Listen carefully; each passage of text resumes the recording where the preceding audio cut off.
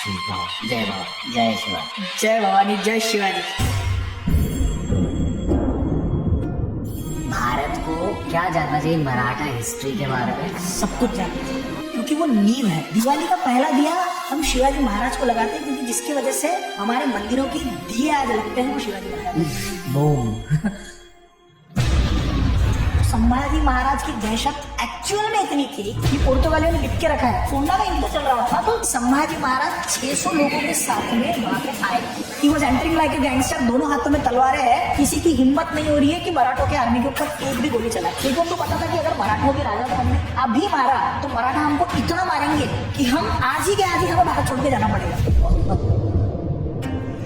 कभी कभी मैं सोचता हूँ कि भगवान ने औरंगजेब जैसे इंसान को क्यों बनाया। जरूरी भी है ना, यदि चुनौतियां नहीं होगी तो आप एकत्रित नहीं रहो। सेकेंडली, आपके दोस्त आपकी संगत बताती है, आपके दुश्मन आपकी औकात बताते हैं। ओह वाह। मुगलों ने आके पूरे इंडिया को जीता, ये हमारी ही गलती है। एक हिंदू राजा दूसरे हिंदू राजा के खिलाफ खड़ा है, इसीलिए आप हारे हो। औरंगजेब की इच्छा ही ये थी पूरे भारत को कॉन्कर करे, पूरे भारत को हरा करके छोड़े।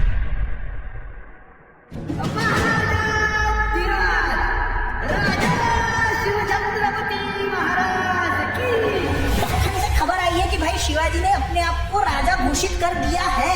ये बहुत बड़ी बात थी।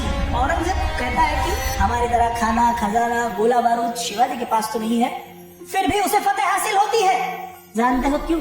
शिवाजी ने मजबूत किले बनाए, लेकिन उससे भी ज्यादा न जीते जाने वाले मजबूत जमीर के लोग तैयार किए शिवाजी ने।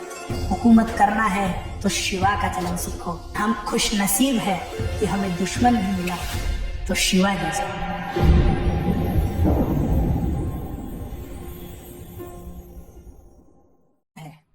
क्योंकि जब अंग्रेजों ने शासन लिया वो मुगलों से नहीं लिया, मुगल पपेट थे, चलाने वाले मराठास थे। तो हमारे लिए जरूरी है कि हम मराठाओं के बारे में सब कुछ जाने, एवरीथिंग स्टार्टिंग टू एंड, ये जानना बहुत जरूरी है। रीजन बीइंग कि एक ऐसा कोई साम्राज्य रहा होगा जिसने भाई जीरो से शुरुआत की है। 1630 1625 के पहले मराठा साम्राज्य इतने बड़े पैमाने पे भारत में कहीं पे भी नहीं है।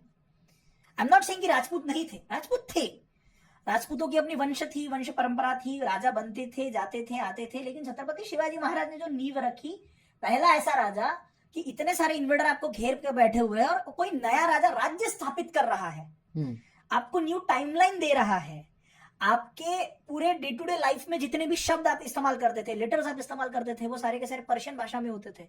इनोवेशन कि भाई निकालो इसको, 30,000 नए वर्ड्स डिक्शनरी फॉर्म करके देना, ये भी मराठा साम्राज्य में हुआ है। नेवल सिस्टम मराठा लेके आए फिर से। इसके पहले चाणक्य के पास में वॉरशिप नेवीज थी, लेकिन वो नदी वाले युद्ध होते थे। समुद्र के ऊपर नेवी उतारना वो शिवाजी महाराज लेके आए हैं।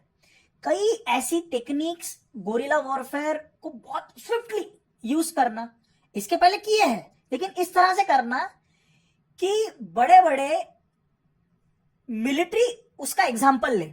मतलब हिस्ट्री ऑफ वर्ल्ड वॉर्स या फिर अलग अलग बैटल्स में 2 बैटल का नाम हमेशा आता है। एक है आपके प्रतापगढ़ का युद्ध जहां पे अफजल खान को मारा था, और दूसरा है बाजीराव का जो पालखेड़ का युद्ध है।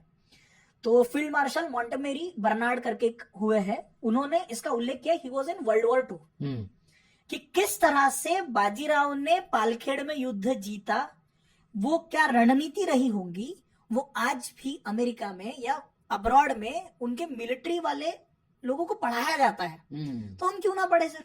ओके, आपने एक बहुत इंटरेस्टिंग चीज कही थी शो से पहले, हाँ, कि यार what's the point of history, कि हम 2026 में क्यों ही बात कर रहे हैं इन चीजों के बारे में। वो झट से 1-2 लाइन में बता दीजिए, क्योंकि I have to ask you related questions. मेरा ऐसा मानना है सर कि फिर मुझे क्या लेना देना है कि यार 300 साल पहले कोई राजा हुआ था, 400 साल पहले कोई राजा हुआ था। हिस्ट्री का पॉइंट ऑफ व्यू ये होता है, जो गलतियां हुई है वो फिर से होने वाली है, बिकॉज हिस्ट्री रिपीट्स इटसेल्फ। हमारा काम है कि उन गलतियों को हम ना करें।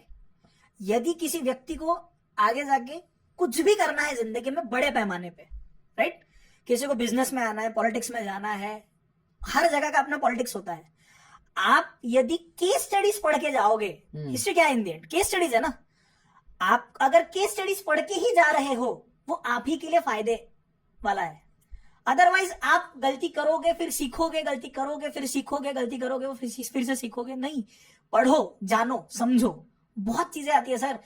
मुझे कई सारे ऐसे मैसेजेस भी आते हैं कि सर मैं बहुत डिप्रेशन में था, हिस्ट्री मेरा फेवरेट सब्जेक्ट भी नहीं था, मैंने आपकी वीडियोस देखना शुरू किया या फिर हिस्ट्री पढ़ना शुरू किया, नाउ आई एम लाइक कि मैं दुनिया में सब कुछ जीत लूंगा। That is why history is very important. Okay, जितने भी फिल्में निकली हैं मराठा हिस्ट्री से रिलेटेड, एक्चुअल मराठास क्या सोचते हैं उन फिल्मों के बारे में थोड़ा सा ये बताइए। और क्या आपको होप है कि इंडियन फिल्म इंडस्ट्री शायद अच्छे मराठा फिल्म्स रिलीज करेगी कि नहीं? मराठा मैं ये समझता हूँ कि एक तो मूवीज से हिस्ट्री पढ़ना ही छोड़ दो आप लोग। मैं समझूंगा कि मूवीज से आप एक तो हिस्ट्री पढ़ो मत, जा रहे हो तो एंटरटेनमेंट के लिए देखो, वापस आओ। अदरवाइज फिर मुझे ये भी कभी कभी ऐसा लगता है कि यार चलो कुछ तो हो रहा है। I mean that's why I look at हाँ, कि थोड़ी इंस्पिरेशन कुछ तो हो रहा है, कुछ भी नहीं हो रहा है, कुछ तो हो रहा है। लेकिन अभी तक बॉलीवुड ने ऐसी कोई मूवी मुझे दी नहीं है कि जिसे देख के मुझे लगा कि वाह क्या मूवी थी। नहीं हुआ है, कुछ नहीं हुआ है। Out of the ones that have released, Tanaji जब देखी थी तब मेरी इतनी पढ़ाई नहीं थी, पढ़ाई होने के बाद आज जब तानाजी देखता हूँ तो ऐसा लगता है क्यों बनाई movie. Even talking about Chhaava, I tell you one small incident. Sure. Chhaava movie में हाईलाइटेड सीन क्या था?